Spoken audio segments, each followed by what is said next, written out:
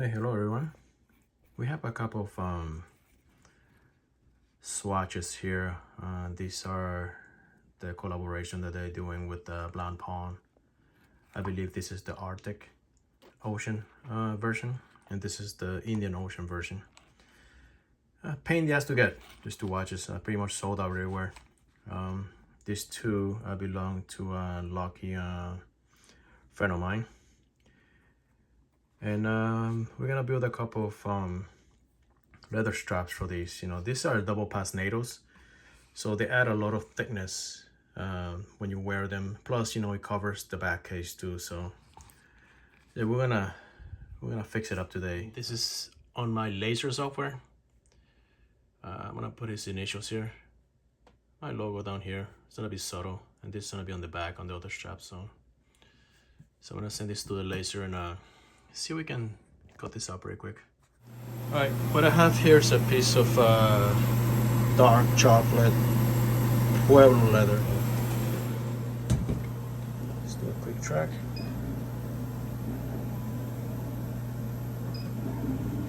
Start cutting.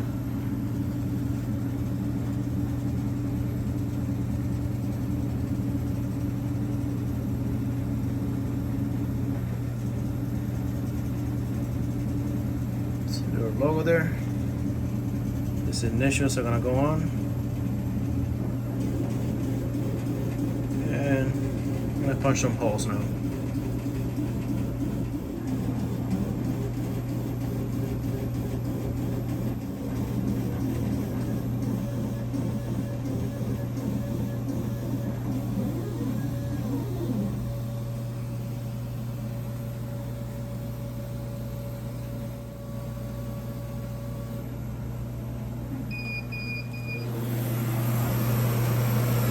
Looks pretty good.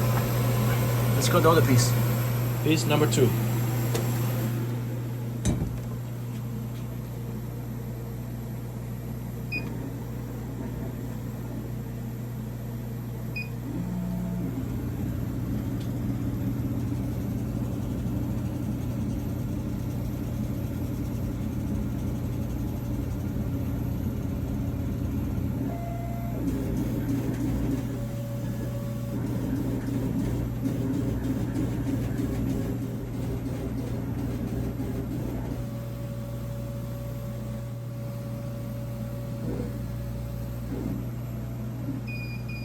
Alright, do some cleanup. It's come out pretty nice. So this piece here, this portion is gonna fold over to accommodate the buckle. So in order to prevent excessive thickness here, I gotta skive it down to half thickness. And also on this side, so when they meet each other, there will be a uniform thickness. So I have my manual skiver here. I like this device more than a skiving knife because it's more accurate. So what I'm gonna do is I'm just gonna feed it through. Right. And just like that, we skived the thin piece on the buckle side.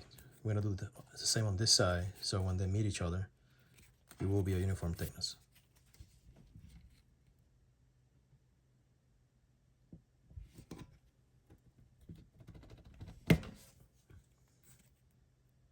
Yep, that's all we need. So again, we remove this much material from the thickness. Before I move forward with anything, the first thing I like to do is to glue 2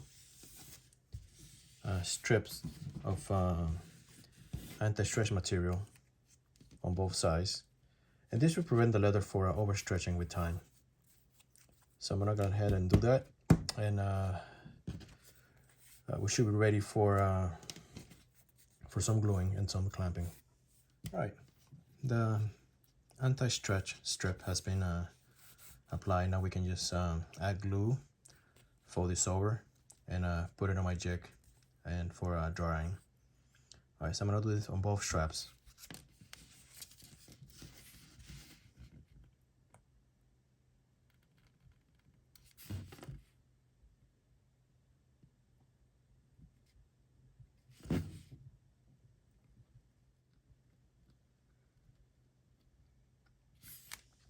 That should be good enough. Just fold it over. Make sure everything lines up.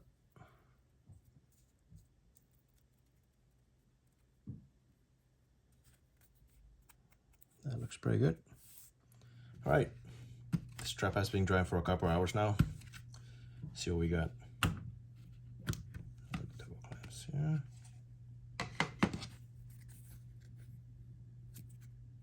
It's pretty good.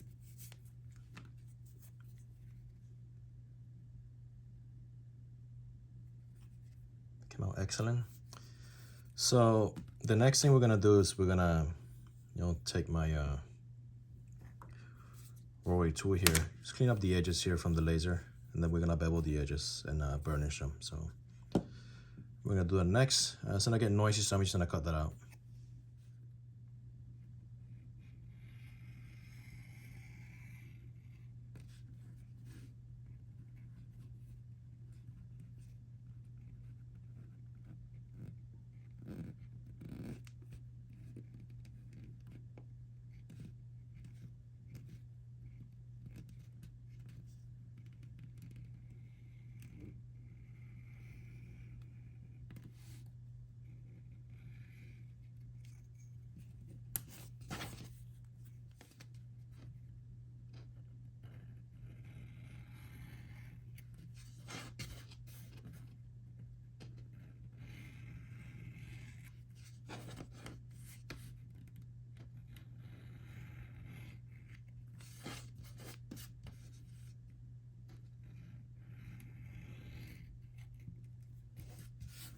All right, let's do some edge burnishing. I'm gonna use Tacono here.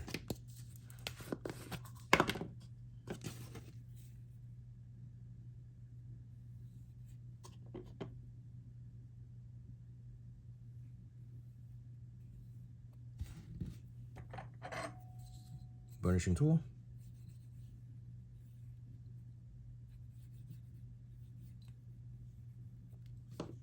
And just buff it up with a canvas cloth.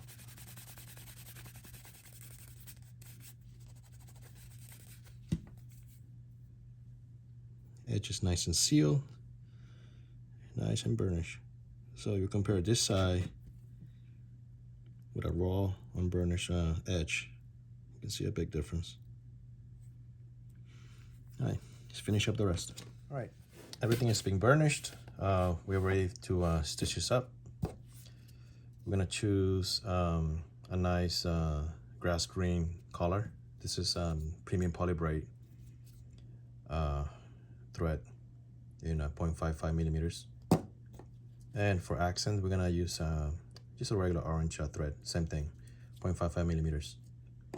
So the way we were doing that is because we wanna match the green to the case, but the orange hand, the second hand is orange, plus there's a little accent stripe down the factory strap as well. So we're gonna play with that. Right. All right, let's start with the long strap here. We will go around starting from this point, and we're gonna anchor the end on the same spot. So start the music.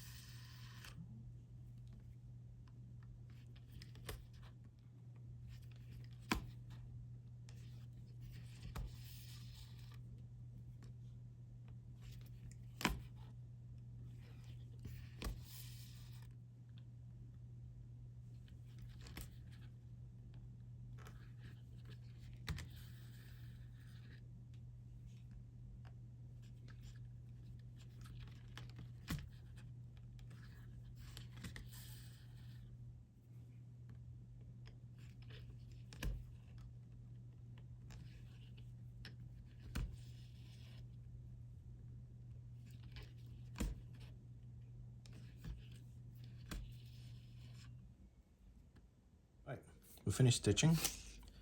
The way we're gonna anchor the threads, I actually cut them and I use my thread zapper here. And what I do is just slightly melt the top here. Now that is almost invisible, and it keeps everything nice and clean, so that's not even noticeable. So, and now we're gonna do the orange stitching on the inside, and same process. So I'm gonna do both of the straps. All right, we're done with all the stitching. That came out beautiful.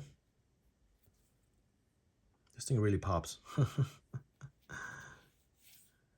It's really nice.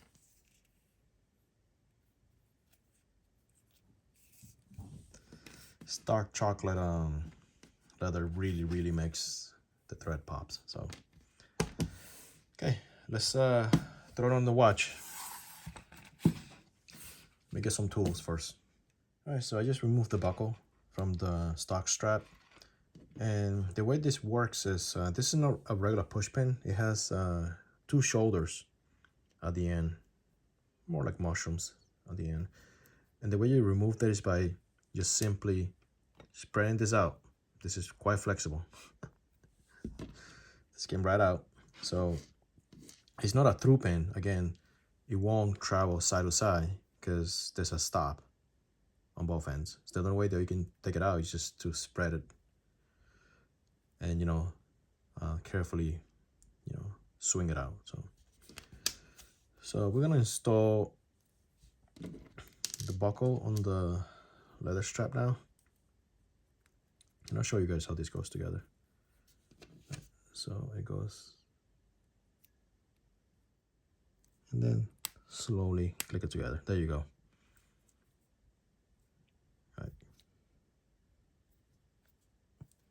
Right. And that fits wonderfully. This is measured perfectly at 21.8 millimeters. So there's no play, and there's no excess either. So all right, the other part of this is to remove the pins so we can install the strap. And Swatch did something funny here. They actually put a threaded rod, kind of. And the way you do it is you gotta take 2.9 millimeters Allen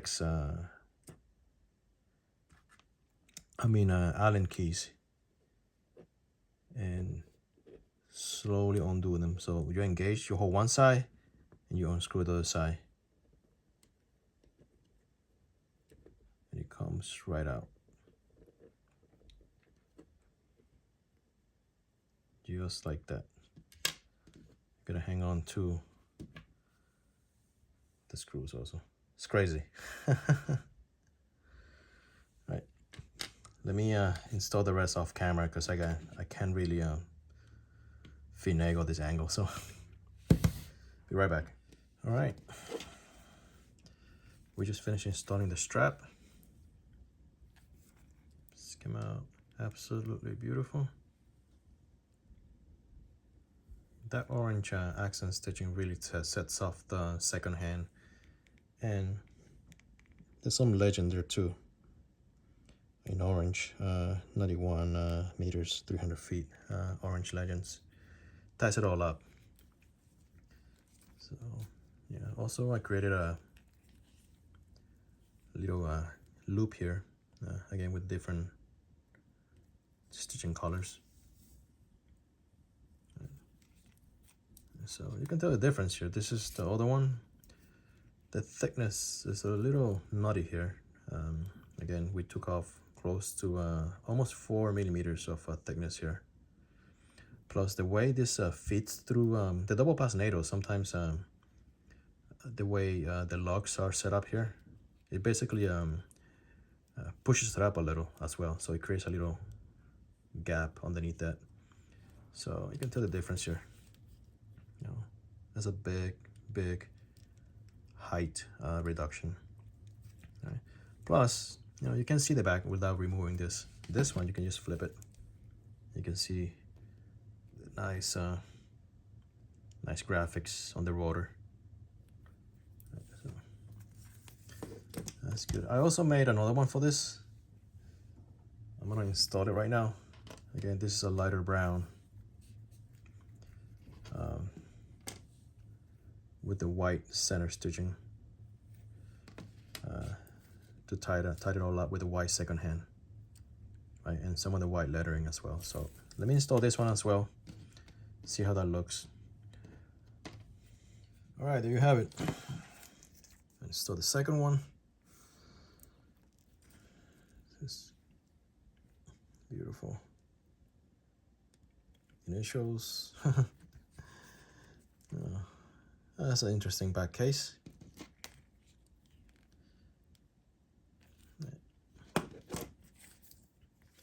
I also built a little loop here, a little keeper here to you know, to match the stitching as well. You know, different threads. So, pretty nice, right? Let's throw on the wrist, see how it fits.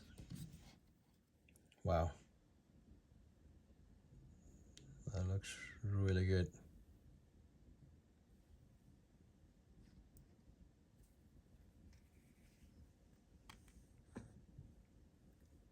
Let me come around.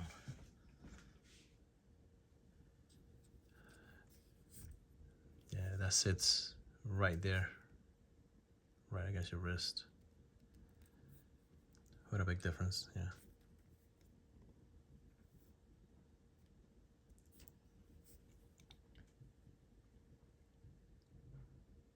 Let's try the other one. Yeah, baby. Oh, Jesus, this one looks nice too. Oh, man.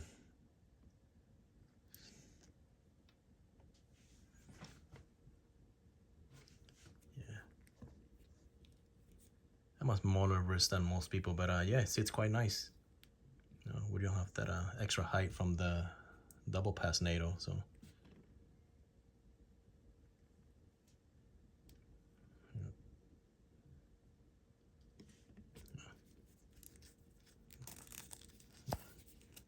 Easy to remove it. Show off the back.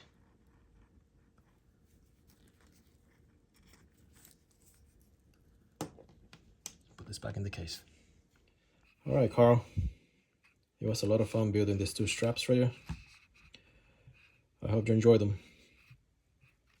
Peace out.